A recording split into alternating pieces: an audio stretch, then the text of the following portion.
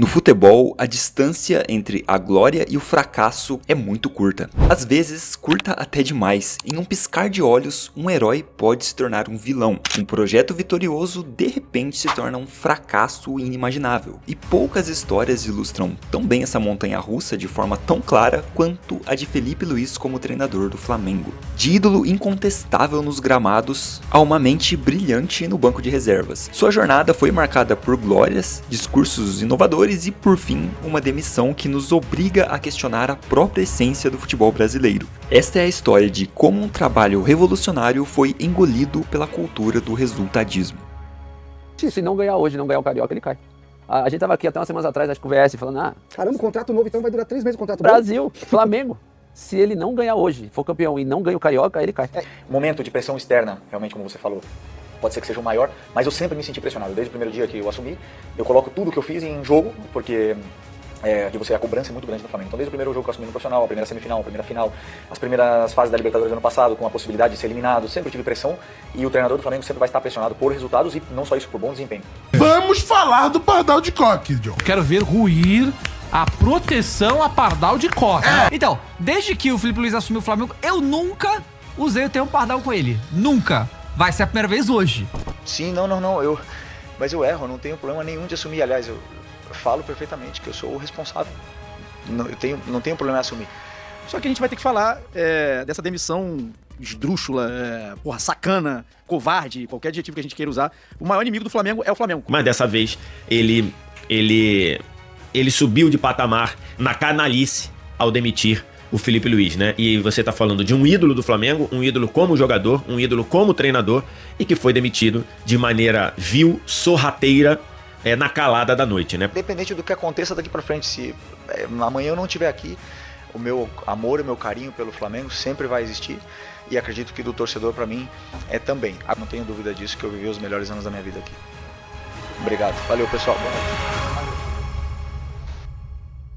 Quando Felipe Luiz assumiu o comando do Flamengo em outubro de 2024, a desconfiança era palpável. Um ex-jogador excelente, genial dentro de campo, taticamente falando, mas sem a experiência que o cargo de treinador do Flamengo exigia, e ainda mais tendo Tite como seu antecessor. Um cara que talvez fosse o treinador mais respeitado do Brasil até pouco tempo atrás, né, treinando seleção brasileira, e foi um flop ali no Flamengo. Felipe Luiz assumia essa bronca, mas mal sabiam que sua inteligência tática, afiada por anos ali na elite europeia, estava prestes a revolucionar o time.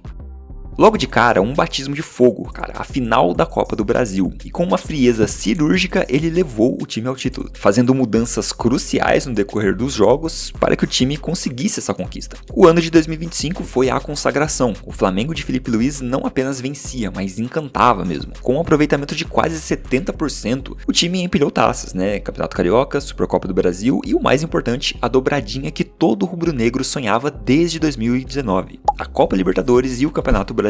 Era um time com a cara dele, intenso, inteligente e incansável. Mas o que fazia aquele Flamengo ser tão especial? Felipe Luiz não reinventou a roda, mas ele a fez girar uma perfeição meio que rara, tá? E em muitos momentos ele realmente lembrava Jorge Jesus, que tantos flamenguistas sentem saudade até hoje. Ele implementou uma defesa de linha alta, transformando a retaguarda em um ponto de partida para a pressão incessante no campo do adversário. A bola era recuperada em segundos e o adversário sempre era sufocado em um estilo de jogo muito ofensivo, coisa que o Tite não vinha apresentando. E talvez a sua experiência como um dos maiores laterais do futebol moderno também influenciou bastante no campo, tá? Porque os laterais do Flamengo deixaram de ser meros apoiadores para se tornarem ali peças-chave até em alguns momentos nas construções das jogadas, com uma liberdade tática que confundia os marcadores. Era um futebol moderno, ousado e, acima de tudo, vencedor. Felipe Luiz lia os jogos como poucos, sabe? Ele ajustava o time em tempo real e extraía o máximo de cada jogador. Parecia realmente que era a união perfeita, sabe? O cara que estava na base ali do Flamengo, de repente tinha se tornado um dos técnicos mais promissores da atualidade, isso mundialmente falando, tá? Tanto que ele foi indicado pela IFFHS como um dos melhores técnicos do ano. Mas no Brasil, a memória é curta e a glória efêmera. 2026 chegou, um início de temporada irregular, com derrotas doloridas na Supercopa do Brasil e na Recopa Sul-Americana. Apenas 2 meses de resultado abaixo do esperado foram suficientes para que a máquina de moer treinadores começasse a operar novamente, e assim,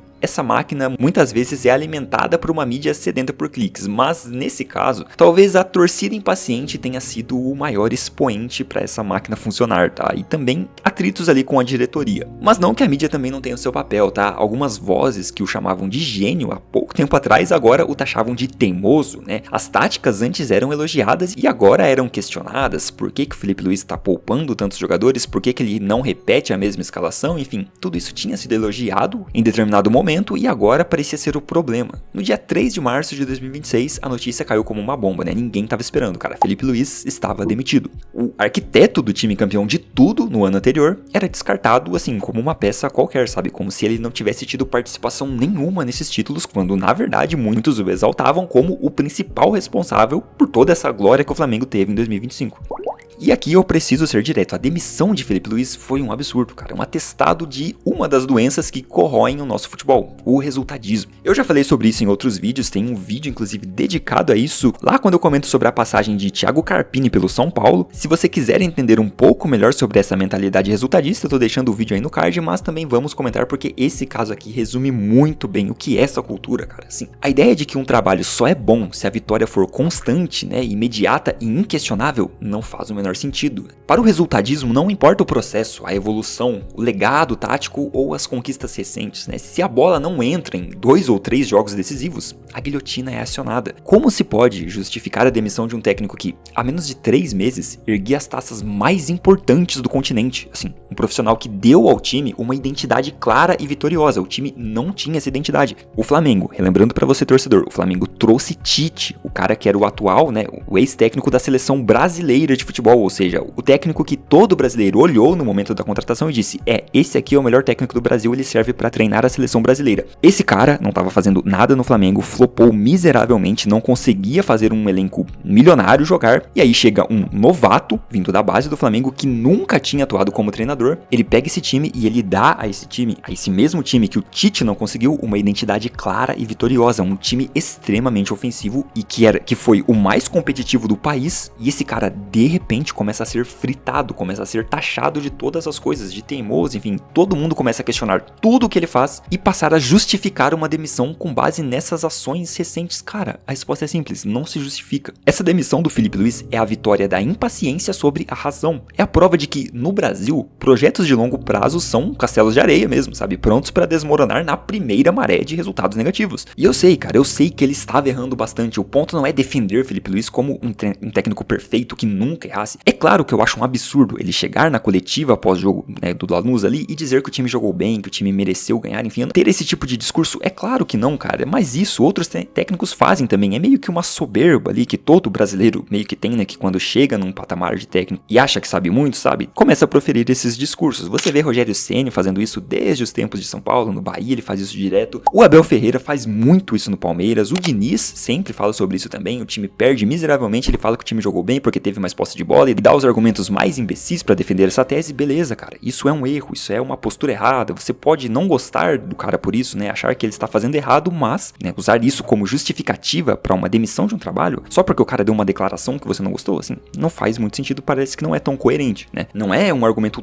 tão forte assim pra você acabar com um projeto que estava dando resultado. E sim, ele estava errando bastante no campo também, o Cebolinha passando a atuar como ala direito, o próprio Cebolinha não sendo colocado como titular quando muitas vezes ele estava pedindo passagem, a insistência em alguns jogadores que não estavam rendendo tanto, como Carrascal, Gonzalo Plata, tudo isso, sim, são erros do Felipe Luiz. Ele não estava fazendo tudo certinho, ele não era o técnico perfeito, mas ele era o técnico que, como falei, deu identidade a esse Flamengo. Os jogadores gostavam dele, né? Não saiu nenhuma notícia que o elenco estava rachado por conta de atitudes dele, não teve brigas dele, discussão, nada, cara. Um ponto ali do trabalho dele que foi uma desavença foi aquela história com o Pedro, mas não sei, parece ter se resolvido depois, pode ser que o Pedro ainda fique magoado com ele, mas não é uma situação de elenco rachado como um todo, pelo menos não com as notícias que a gente tem. Ele foi demitido mesmo por conta de um atrito ali com a diretoria do Flamengo, parece que ele estava negociando com o Chelsea na mesma época em que estava renovando com o Flamengo, e isso, né, a diretoria não gostou, que também é uma outra tontice, né, cara? Porque, pô, se o cara tem o prestígio de ter a procura de um clube como o Chelsea, ele vai sim olhar pra isso com carinho e ele vai negociar, né? Ele não vai dizer não pro Chelsea bater a porta na cara dos caras, porque, enfim, é óbvio que é normal, né? Qualquer pessoa ali no lugar do Felipe Luiz também ficaria mexido, tá? Mas ele não, ele continuou no Flamengo, e se a diretoria decidiu demitir ele agora por conta dessa negociação com o Chelsea, também não é um argumento suficiente. A torcida estava vaiando o time, começou a vaiar o time com esses maus resultados, não diretamente, né, vaiando o Felipe Luiz, xingando o Felipe Luiz, mas gritos de vergonha,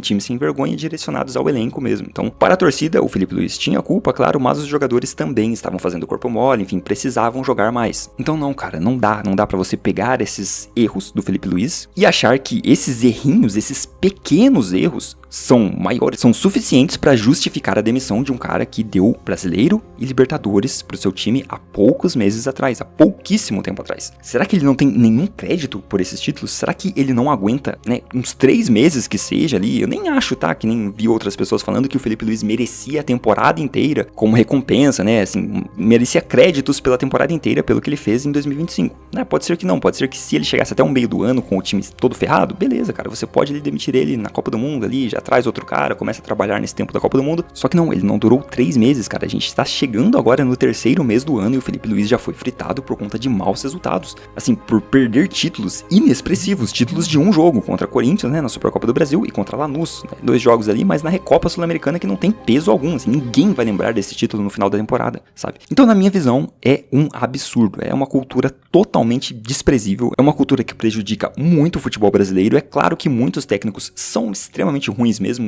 até passam da hora de serem demitidos, mas em muitos casos os técnicos merecem mais tempo e são fritados por essa cultura de tenho que ganhar o tempo todo, tenho que estar encantando o tempo todo e eu não posso rodar o time, eu não posso pensar a longo prazo e descansar jogadores, escalar times alternativos. Caramba, cara. É um absurdo e é uma das causas do futebol brasileiro ser muito ruim comparado ao alto nível do futebol mundial. Enfim, o legado de Felipe Luiz no Flamengo vai muito além dos 5 títulos em menos de 2 anos, tá? Ele deixou a semente de um futebol mais inteligente, mais estratégico, mas a sua saída abrupta deixa, assim, uma ferida e uma reflexão amarga de pra onde nosso futebol continua avançando, sabe? Parece que não tem um ponto de mudança. Parece que estamos fadados a isso pra sempre. Até quando, cara, a gente vai sabotar o nosso próprio futebol, sabe? Até quando vamos trocar a construção sólida pela satisfação instantânea de uma vitória? Sim, essa história resume bem o espelho do nosso futebol. Brilhante, apaixonante, mas tragicamente imediatista. E enquanto a gente não aprender a valorizar o processo tanto quanto o resultado, continuaremos a devorar os nossos próprios ídolos, ou futuros ídolos, né, em um ciclo infinito de glórias passageiras e oportunidades perdidas. Mas esse foi o vídeo de hoje. Eu espero que você tenha gostado. Claro que eu quero ouvir a sua opinião, tá? Comenta aí embaixo, mesmo se você não for torcedor do Flamengo, né? Comenta o que você achou dessa saída do Felipe Luiz. Se inscreve no canal, deixa um like e nos vemos na próxima análise de Trave a Trave.